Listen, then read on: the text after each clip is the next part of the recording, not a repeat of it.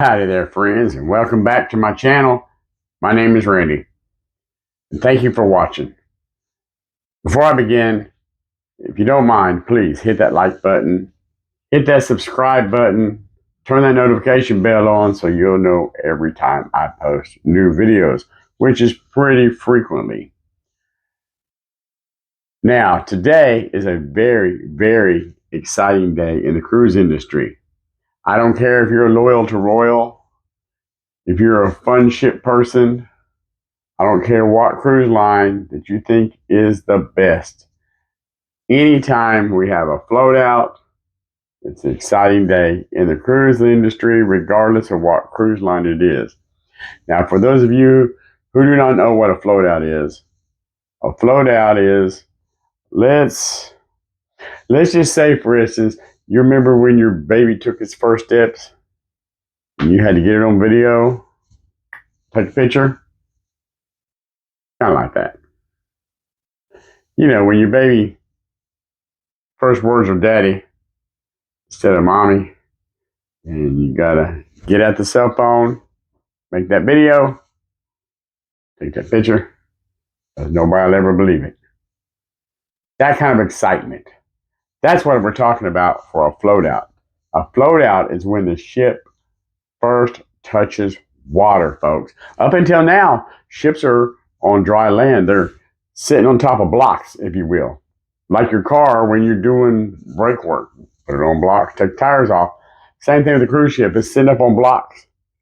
It's getting built, mainly a shell, and then they flood the building with water and they float it out. So today, the Disney Treasure has left the building hall at Meyer-Werft, Germany, and it was floated out.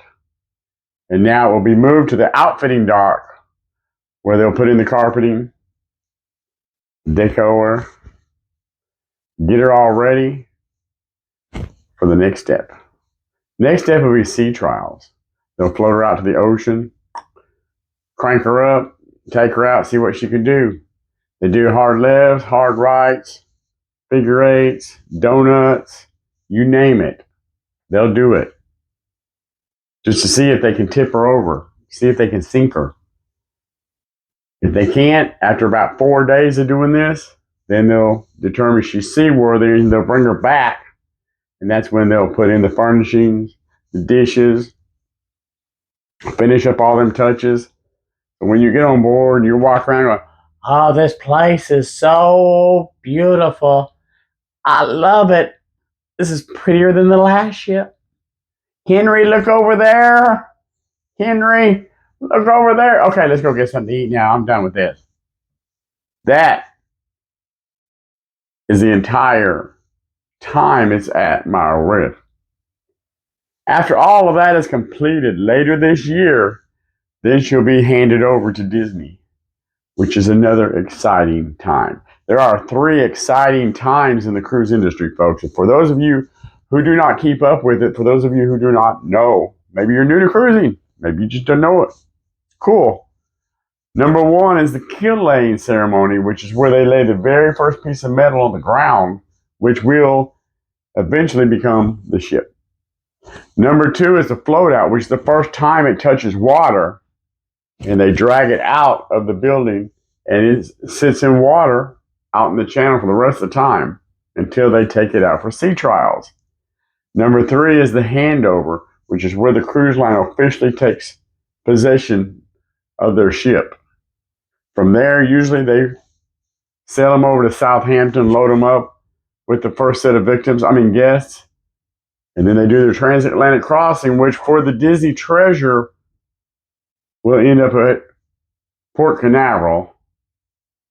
For those of you who are not cruise ship savvy, it's Orlando, Florida. For the rest of you, Port Canaveral will be her home. From there, she'll do alternating 7-day itineraries between the Eastern Caribbean and the Western Caribbean. So, congratulations, Disney, on your float out of the Treasure.